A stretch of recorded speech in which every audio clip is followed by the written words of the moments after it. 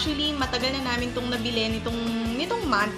Pero hindi ko pa talaga siya ginagamit kasi gusto kong mag-take ng video na ina-unbox ko siya. So, eto na siya. Ha! Alam nyo, hindi naman talaga ako dapat bibili nito. Pero feeling ko kasi parang nauuso siya at ang daming mga babae na bumibili talaga ng mga CLN. So, parang feeling ko kailangan meron din ako. Ganun, hindi nagpapahuli ang mga kumari nyo. Ganun!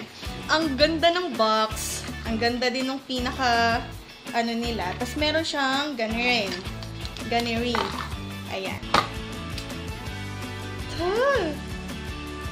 Tada! It's wallet, mga mariku. Actually, may pinamimilian ako.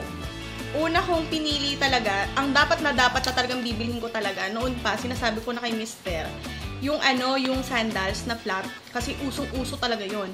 Ang problema, maglalakad ako sa kalsada, parang feeling ko, masisira ko at malalaspag ko siya. Tapos, naisip ko, sige, iba na lang. Mag-aano na lang ako, parang shoulder bag. Kasi pumupunta talaga ako sa CLN, nag-check ako. Ang gaganda ng mga bags. Ang kaso lang, feeling ko, tuwing kailan ko siya magagamit. Magagamit ko lang siya kapag aalis ako, or kapag mag-church kami, ganyan. So, sabi ko, wag na lang yon, sa susunod na lang. Hanggang, eto na lang yung binili ko, mga mari ko. So, alam ko namang mura lang to, pero syempre, iba pa rin yung, feeling na isa ka na sa mga babaeng may CLN.